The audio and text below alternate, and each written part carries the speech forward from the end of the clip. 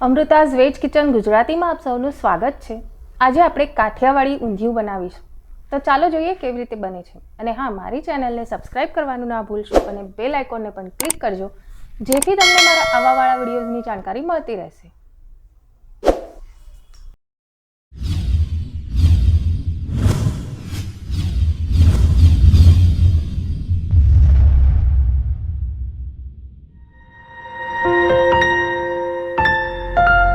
કાઠિયાવાડી ઊંધિયું બનાવવા માટે આપણે લઈશું ઝીણી સમારેલી મેથી, રતાળું, ઝીણા સમારેલા ટામેટાં, નાના રીંગણ, બેસન, ઘઉંનો લોટ, વાલ, સુરતી પાપડી, લાલ મરચું અને લસણની ચટણી, લીલા વટાણા, તુવેરો, લીલા ચણા, સિંગદાણાનો ભૂક્કો, નાના બટાટા, સુરણ, લસણ અને લીલા મરચાંની ચટણી, શેકેલા તલનો ભૂક્કો, શક્કરિયા, જીરું, રાઈ, ગરમ મસાલો, ધાણા જીરું, લાલ મરચું, હળદર અને સ્વાદ મુજબ મીઠું।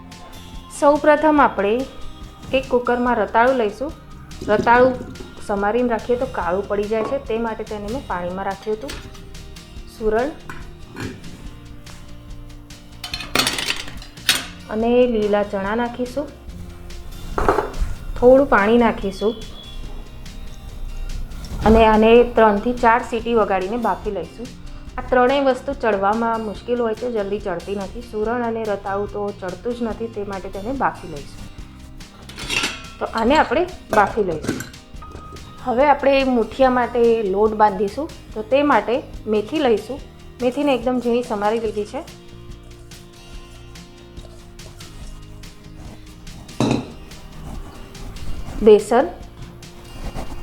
બેસન અને ઘઉંનો લોટ જે છે તે સમાન માત્રામાં લેવાનો છે। 1 વાડકી લોટ લીધો હોય ઘઉંનો તો 1 વાડકી બેસન।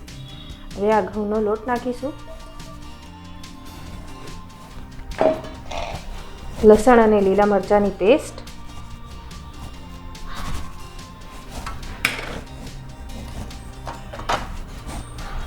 હળદર,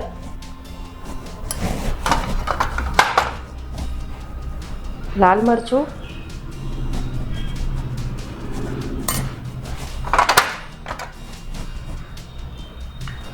ધાણા જીરું,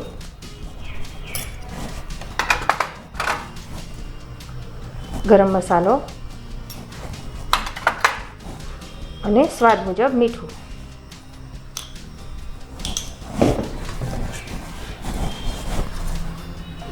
તેલ નાખીશું 2 મોટા ચમચા, 2 થી 3 મોટા ચમચા તેલ નાખવાનું છે। જે પ્રમાણે તમારો લોટ હોય તે પ્રમાણે તેમાં મોણ નાખવાનું છે। આ બધાને બરાબર મિક્સ કરી લઈશું અને મુઠિયાનો લોટ બાંધીશું આપણે।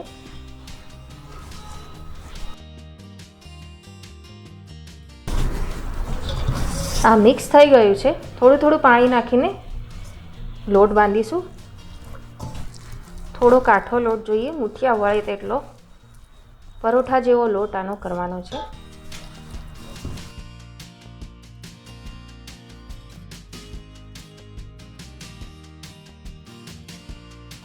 લોટ બાંધીને તૈયાર છે। હવે આપણે તેના મુઠિયા વાળીશું।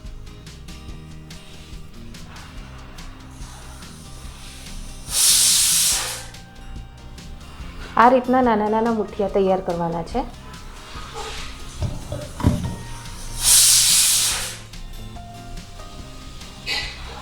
મુઠિયા તૈયાર છે અને સાઈડમાં રાખીશું અને હવે આપણે સ્ટફિંગનો મસાલો તૈયાર કરીશું।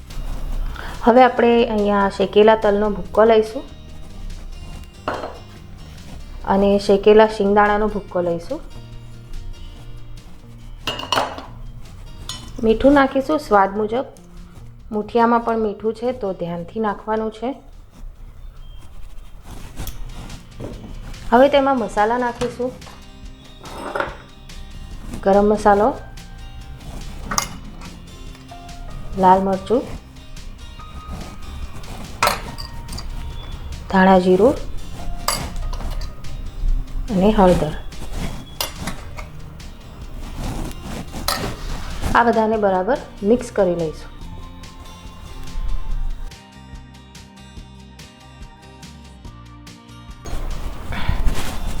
આ બધું મિક્સ થઈ ગયું છે. હવે આ મસાલો આપણે રીંગણ અને બટાટામાં ભરીશું. રીંગણને કટ કરીશું આ રીતે.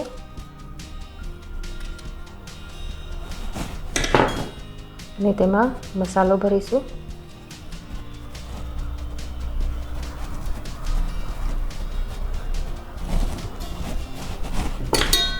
બટાટાને પણ એ જ રીતે કટ કરીશું. તેમાં પણ મસાલો ભરીશું.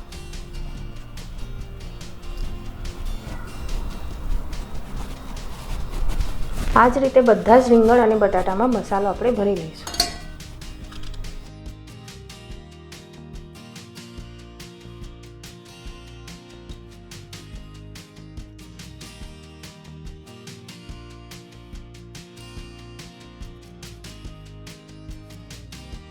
બધું જ તૈયાર છે. હવે આપણે મૂઠિયા તળીશું. તેલ ગરમ થઈ ગયું છે. હવે તેમાં મૂઠિયા નાખીશું. ધીમા તાપે તેને તળવાના છે.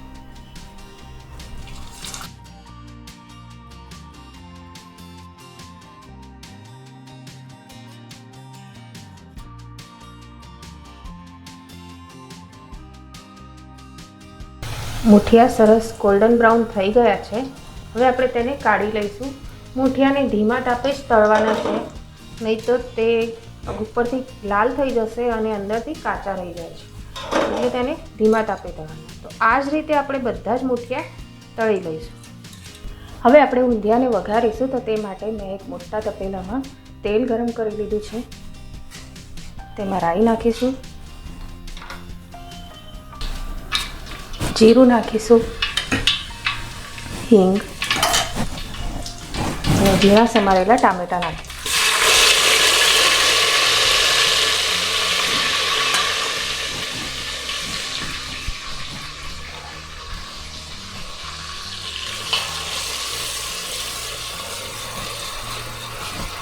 અને બરાબર મિક્સ કરી દઈશું.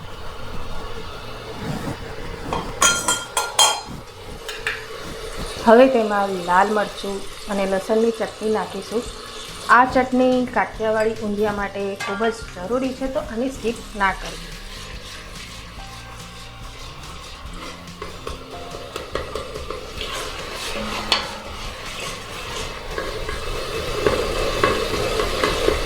બધું ખૂબ જ સારી રીતે ચડવા દેવાનું છે. અને એક ઇમ્પોર્ટન્ટ ટીપ, આ જે તપેલું છે તે એલ્યુમિનિયમ નથી, તમને લાગતું હશે, પણ આ પિત્તળનું તપેલું છે. પિત્તળના વાસણમાં જો રસોઈ બનાવો તો તમારી ઇમ્યુનિટી વધે છે.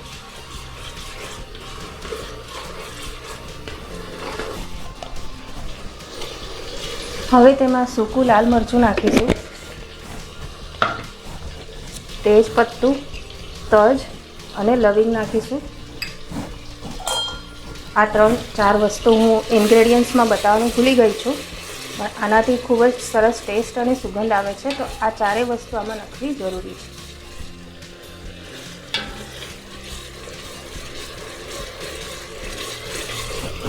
ટામેટાં થોડા થોડા ચડવા લાગ્યા છે. હવે તેમાં બધા મસાલા નાખવાના છે. હળદર,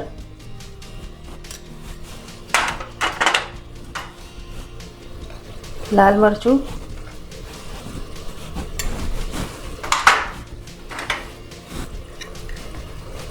ગરમ મસાલો,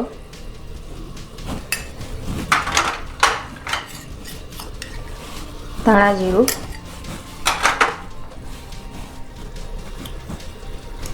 સ્વાદ મુજબ મીઠું. મીઠું નાખતી વખતે ખૂબ જ ધ્યાન રાખવાનું છે. અને બરાબર મિક્સ કરી લઈશું. હવે આમાં બધા શાક નાખીશું. તુવેર, લીલા વટાણા, વાલ,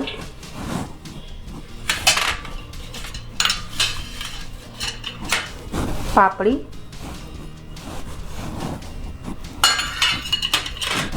અને સુરતી પાપડી, શક્કરિયા અને ભરેલા બટાટા નાખીશું.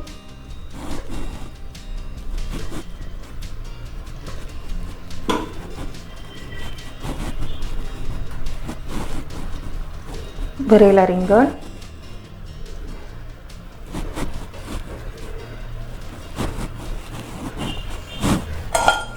આ બધાને બરાબર મિક્સ કરી લઈશું.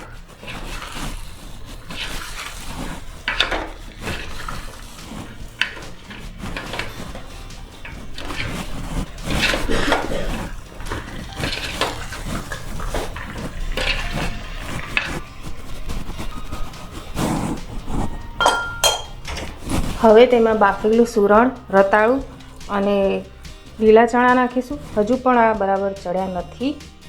કુકરમાં મેં 7 સીટી વગાડી તો પણ હજુ પૂરા ચડ્યા નથી, એટલે આ બધા શાક સાથે તેને ચડવાના છે. આને પણ બરાબર મિક્સ કરી લઈશું.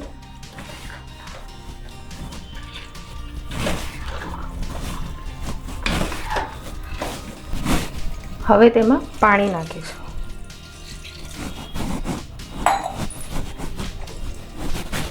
આમાં ગરમ પાણી નાખવાનું છે, તેથી આ બધા શાક જલ્દી ચડી જાય. અને પાણી તમારે જરૂર મુજબ નાખવાનું છે.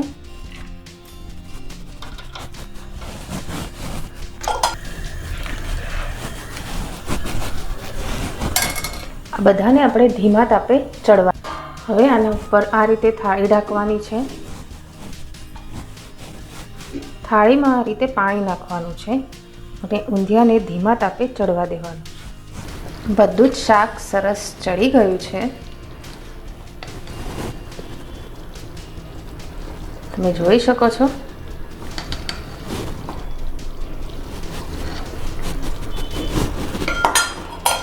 હવે તેમાં મસાલો નાખીશું, જે આપણે સ્ટફિંગ માટે બનાવ્યો હતો તે મસાલો આપણે એમાં નાખવાનો છે.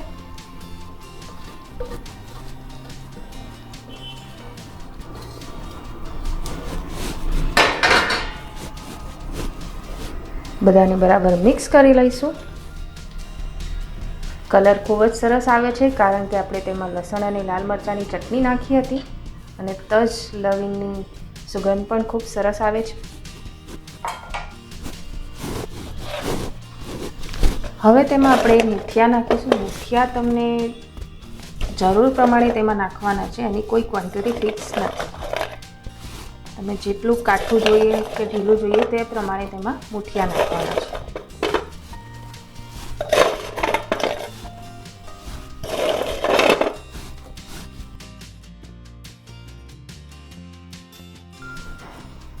અને આને હવે થોડું ઉકળવા દઈશું, જેથી મુઠિયા થોડા નરમ થઈ જાય અને રસો થોડો કાઠો થાય. ટેસ્ટી ચટપટું કાઠિયાવાડી ઊંધિયું બનીને તૈયાર છે.